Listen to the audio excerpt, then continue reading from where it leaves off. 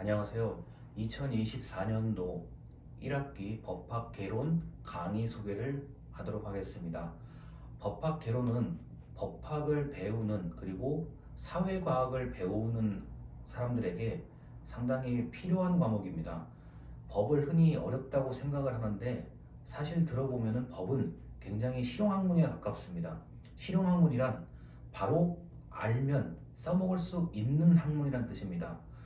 법학 개론은 헌법을 포함해서 민법, 형법, 그 밖에 여러 법을 동시에 설명을 해야 되는 강의하는 사람 입장에서는 상당히 어려운 과목입니다. 그런데 한 수업에 여러 가지의 법을 한꺼번에 배울 수 있다는 장점이 있는 과목이기도 합니다. 저도 약 20년 전에 대학교 1학년 때 법학 개론을 그 당시에 배웠는데요. 지금도 그때 배웠던 내용을 가지고 가끔씩 써먹을 때가 있습니다. 그만큼 법학개론은 알고만 있으면 활용하기가 좋은 과목이라고 할 수 있습니다.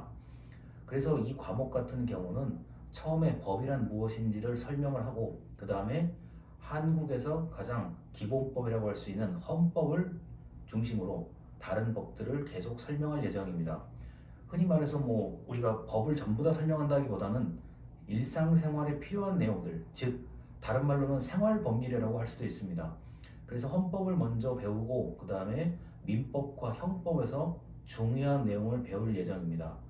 그 다음에 민사소송법과 형사소송법이 있는데 이와 같은 경우는 사실 법에 관련된 지식이나 경험이 없으면 처음에 이해하기는 쉽지가 않습니다. 그렇지만 그 중에서도 우리가 일상에서 알면 좋은 것들을 중심으로 한 학기 내내 강의할 예정입니다.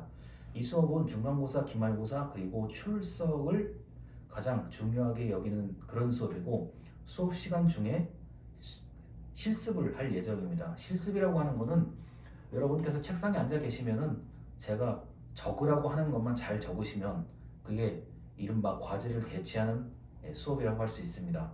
예를 들어서 부동산 계약서라든가 내용 증명, 그 다음에 근로계약서, 그리고 요새 이제 연예인들이 작성하는 가수가 작성하는 그런 연예인 계약서라고 부르는 것들도 있습니다.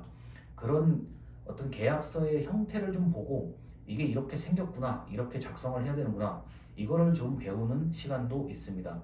자, 그래서 법학개론은 다시 한번 말씀드리지만 실용학문이고 알면 바로 써먹을 수 있고 우리나라가 특별하게 엄청난 변화가 있지 않는 한 한 번 배우면 여러분들이 아마 대학을 졸업하고 나중에 노인이 되었을 때까지도 필요한 게 바로 헌법, 민법, 형법, 그리고 각종 소송법이라고 할 수 있습니다.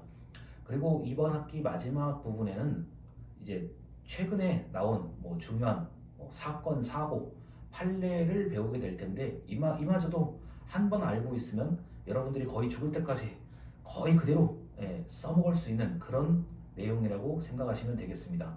아울러서 시험 공부를 한다든가 다른 기타 공부를 하실 분에게도 이 수업은 기초 내용을 제공하기 때문에 분명히 쓸모가 있는 수업이라고 생각합니다.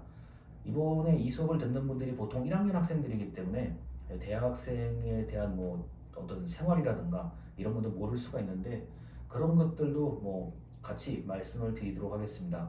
이번에 법학개론을 신청해 주시면 대단히 감사하겠습니다.